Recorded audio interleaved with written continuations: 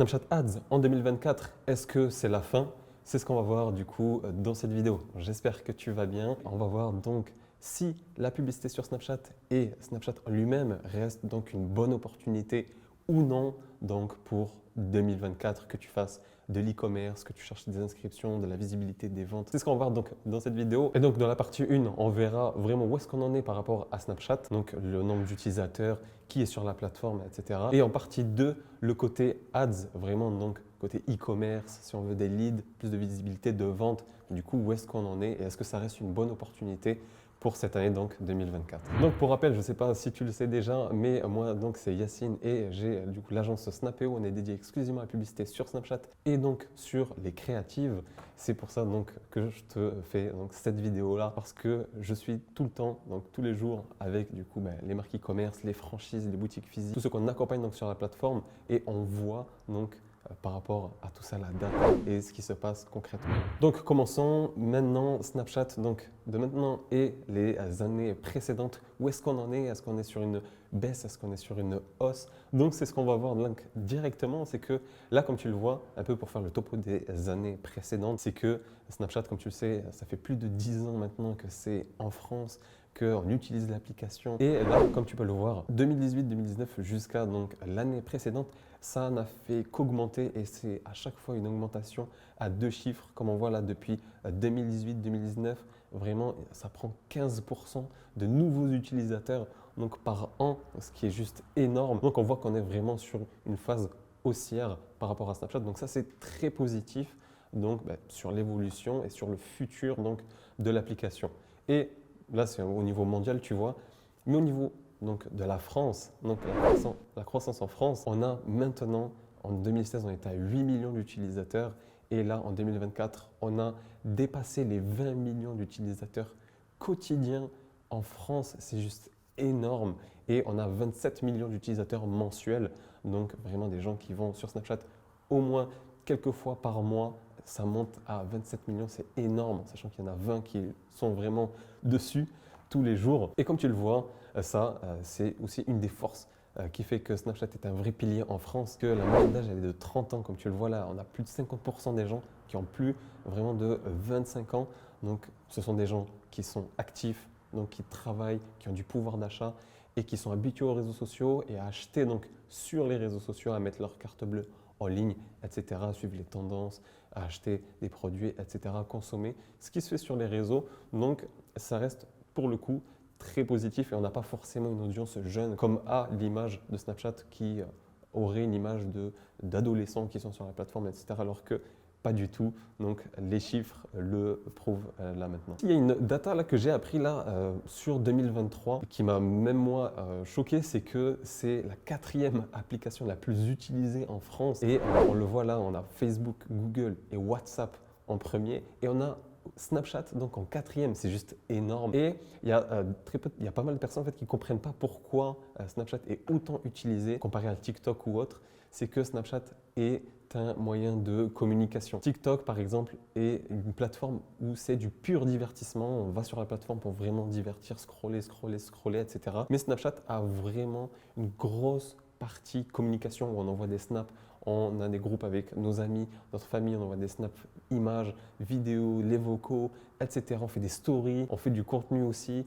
Donc c'est en fait ça qui fait que c'est une application qui est énormément utilisée et qui est juste énorme parce que c'est carrément la 4e app mobile en France. Donc en tout cas c'est très positif là sur ces dernières années, sur ce qui se passe par rapport à Snapchat, par rapport à son évolution. Et là on va parler du coup côté ads, vraiment pur et dur, et c'est ce qu'on fait du coup au quotidien par rapport à ça. Donc sur 2023 et je pense pour 2024 et les années futures, c'est que c'est une plateforme qui est vraiment très souple. Pour avoir déjà fait faire du Facebook Ads, etc., c'est vraiment une plateforme qui est beaucoup plus souple. On a très peu de blocage, on a accès à un support qui est très rapide, etc. Alors que sur Facebook, on le sait, c'est une plateforme beaucoup plus stricte. On peut se faire bloquer, même bannir la plateforme, alors que sur Snapchat, vraiment, on est beaucoup plus libre sur nos créas, sur notre marketing. On peut être un peu plus agressif, on peut tester plus de choses comparé peut-être à Facebook, etc.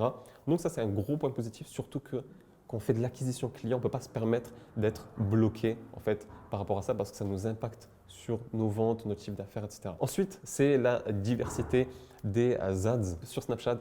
On a de l'image et on a aussi de la vidéo. Donc, ce n'est pas 100% vidéo ou 100% image. On a vraiment les deux et on peut capitaliser sur les deux. Donc ça, c'est vraiment un gros point positif. Et comme on le sait, les ads donc, vont s'afficher entre les stories des amis des gens, entre les stories des comptes que l'on va suivre, des comptes un peu des personnalités publiques, des comptes comme Brut, etc. Ce genre de choses. On a vraiment des ads qui se mettent partout entre toutes les stories. On a aussi l'onglet à découvrir, c'est là où on voit un peu les personnalités publiques, les grands sportifs, etc. Et là, on a aussi des publicités qui vont se mettre entre ces stories-là. Et on a aussi l'onglet Spotlight qui est maintenant, je dirais, un peu le fil d'actualité, le fil de vidéos de contenu à la TikTok ou à la Instagram Reels. Et là aussi, on a des ads qui tournent là-dessus. Et comme je te l'ai dit, on a une audience énorme. Donc là, concrètement, pour le côté ads, c'est excellent pour nous parce qu'on a 20 millions d'utilisateurs actifs de manière quotidienne sur la plateforme. Donc, il n'y a aucune excuse pour se dire non, ma niche n'est pas sur Snapchat, etc. etc. Si on s'adresse à des personnes qui ont honnêtement entre 18 et 45 ans, on peut totalement les toucher. Après, c'est sûr que si on vise les personnes, plus les seniors, plus avancés dans l'âge, c'est sûr que voilà, Snapchat ne sera pas la meilleure plateforme pour ça. Mais quasiment tout le monde, la majorité des marques visent des gens majeurs qui ont 18 et 45 ans, qui ont du pouvoir d'achat, qui sont sur les réseaux tout simplement. Donc c'est juste parfait pour nous et toutes les niches donc, pourront s'adapter sur Snapchat Ads. Et comme nous, on a pu accompagner, que ce soit des marques B2B, donc business to business, ou B2C, des marques classiques. On le voit en B2B, on a plein d'exemples, que ce soit des personnes qu'on a pu accompagner comme des organismes de formation, etc. Comme on a pu voir aussi Legal Place qui fait des ads. Et en B2C, on a de tout. On a des e-commerçants, on a des gens qui cherchent à faire du lead, on a des boîtes d'événementiel, des restaurants, etc. Des salons d'esthétique. On a vraiment de tout. On a une audience énorme et ça reste très positif donc pour 2024. Et comme tu le vois, en parallèle, j'ai pu te partager quelques résultats, tu vois, par rapport à ça. Donc, ça va être les mêmes résultats qu'on va voir en 2024 si c'était encore mieux, encore plus gros. Donc, ça va être excellent. Et surtout, ça reste toujours une des plateformes avec les coûts d'acquisition les moins chers. C'est-à-dire qu'on va aller faire la publicité et toucher des personnes. Et la publicité pour toucher, je dirais, 1000 personnes est parmi celles les moins chères, donc parmi toutes les autres plateformes. Donc, qui dit coût d'acquisition moins cher, dit qu'on va avoir donc des coûts par achat, des coûts par inscrit, en fait, moins chers que sur les autres plateformes. Donc, c'est pour ça qu'il faut en profiter.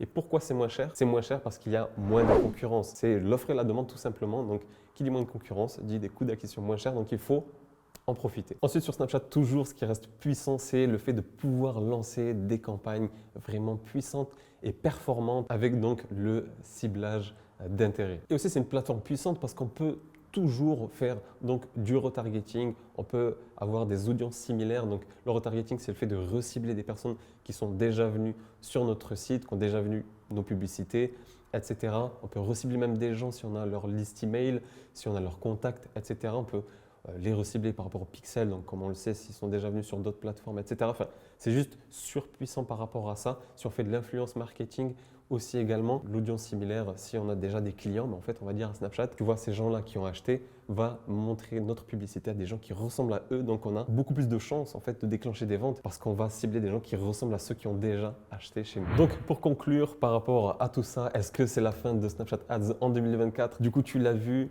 les augmentent, j'ai envie de dire, mais pas les chiffres. Donc, ça reste vraiment très positif. On a vraiment tous les feux ouverts pour continuer et faire de la publicité donc, sur Snapchat en 2024 et il faut vraiment en profiter, pas laisser ces millions de personnes, ces millions de potentiels clients qui sont présents sur la plateforme et peu importe notre niche, notre activité, etc. Si ça t'intéresse de te lancer donc en publicité sur Snapchat, j'ai pour toi en premier lien en description ma formation donc gratuite sur Snapchat Ads et les créatives donc qui a été tout fraîchement mise à jour donc pour 2024. Si tu veux en profiter, c'est tout simplement le premier lien. Tu cliques, tu t'y inscris et tu as accès directement et nous, on se dit donc à une prochaine vidéo.